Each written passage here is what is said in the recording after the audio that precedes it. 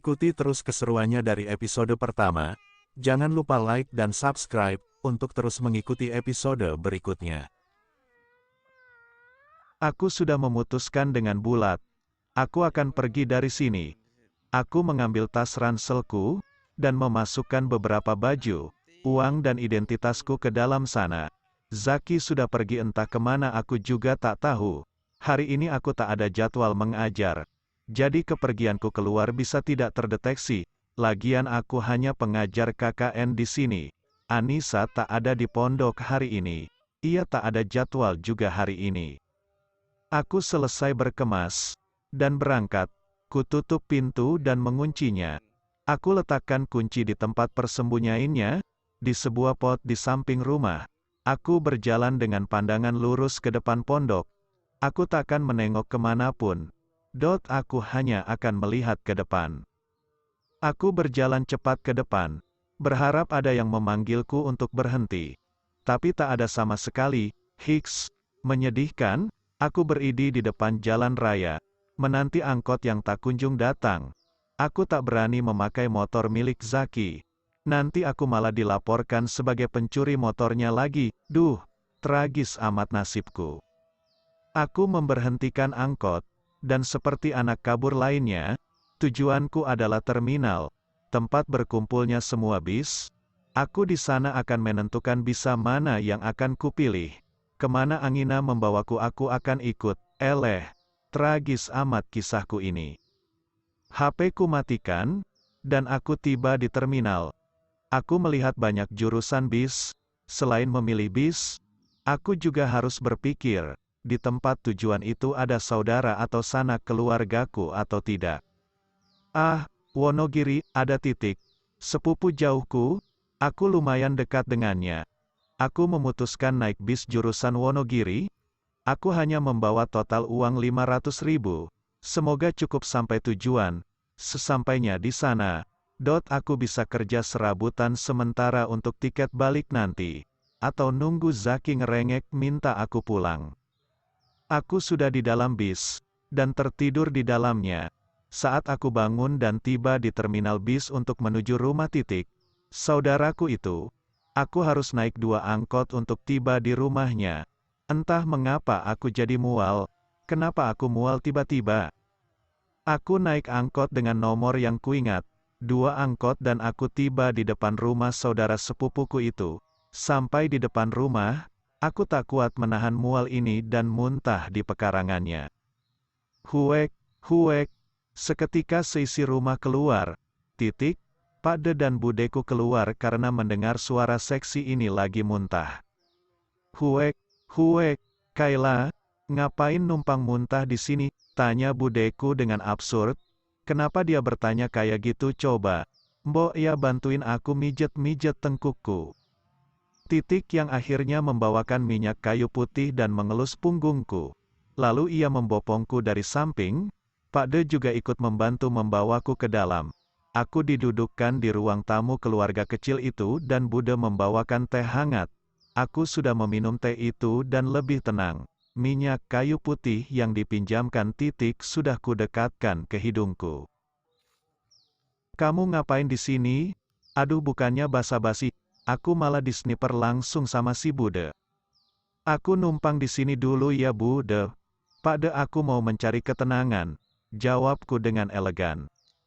Ketenangan apa? Wong kamu yo tinggal di kampung sepi, deso. Kalau wong kota wajar, lah iki podo wong desu, seloroh yang rasanya ingin kusambali mulutnya.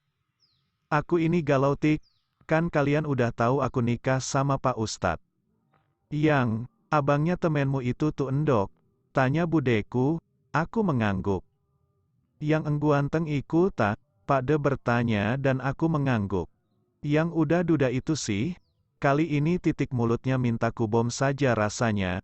Aku terpaksa mengangguk juga. Nah, aku itu lagi bimbang dengan pernikahan kami. Awalnya ini pernikahan bohongan, lalu jadi beneran, tapi dia gak ada rasa kayaknya sama aku. Jelasku penuh emosi. Lah, kok bisa jadi beneran kalau dia gak ada rasa? Tanya bingung. Endok kalau lelaki itu, mau cinta atau enggak, bisa aja ngelakuin, apalagi dia duda. Kalau sudah lama gak hubungan bisa cenat-cenut kepalanya, ada ikan asin model begini, masio wajahe gak ayu-ayu nemen, jenenge kucing garong ya dibabat ae. Pak Deku menjelaskan dan mengibaratkanku sebagai ikan asin yang buruk rupa, dan Zaki sebagai kucing garong. Tuhan, sadis sekali mulut mereka. Jadi nyesel kesini. Sik, kamu kesini? Tadi bisnya lewat Gunung Pegat ora? Tiba-tiba si Bude bertanya serius. Lalu semua mata tertuju pada ibu dari titik itu. Seperti ada misteri terselubung. Memangnya kenapa? Yo mesti ae bu wong naek bis. Seloroh titik, waduh, gawat iki. Heh, kenapa Bude? Jare wong biyen, wes kalau ono orang yang pernikahannya di ambang batas, terus lewati gunung iku, yo wassalam, pegatan sungguhan. Jeder, waduh gimana ini?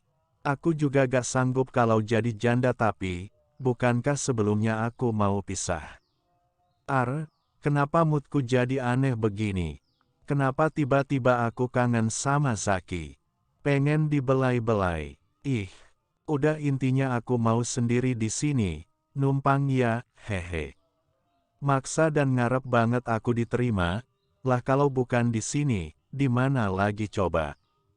Walhasil, sejak saat itu aku tinggal di Wonogiri. Seminggu sudah, aku baru berani membuka ponselku yang kehabisan daya. Aku isi full dan kunyalakan. Pesan pertama yang kulihat di notifikasi adalah dari Anissa. Aku baca, Semprul, kemana ente? Bikin susah aja, di mana sih? Pesan yang terakhir, gagal lulus loh. Kalau bolos KKN, 3 pesan itu dan 2 miss call dari Anissa. Lalu ada beberapa miss call dari orang tuaku. Dan hanya ada 1 pesan Zaki, dari. Aku malas membukanya sebenarnya, jujur. Malas sekali tapi, berhubung aku orangnya kepo, akhirnya kubuka juga pesan itu. Sebuah pesan panjang. Jaga diri, aku sekarang ada di Tokyo untuk mendampingi santri, jadwalku pulang masih sebulan lagi. Itu saja, panjangkan, aku sarkas saudara. Dia hanya mengirimi pesan seuprit itu kepadaku saudara-saudara, sakit seperti teriris pisau dan diberi jeruk limau, perih.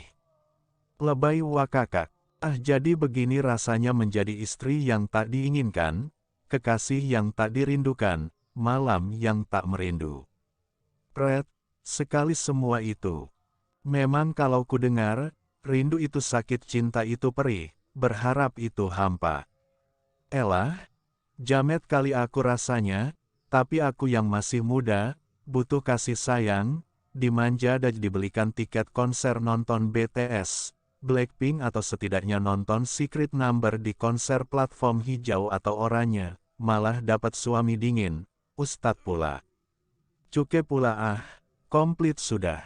Jangankan mau nonton konser, baru mau bilang, bisa diruqyah aku nanti. Jika suka cerita ini, ingin terus mengikuti episode selanjutnya, silahkan klik tombol like, subscribe dan komentar yang banyak.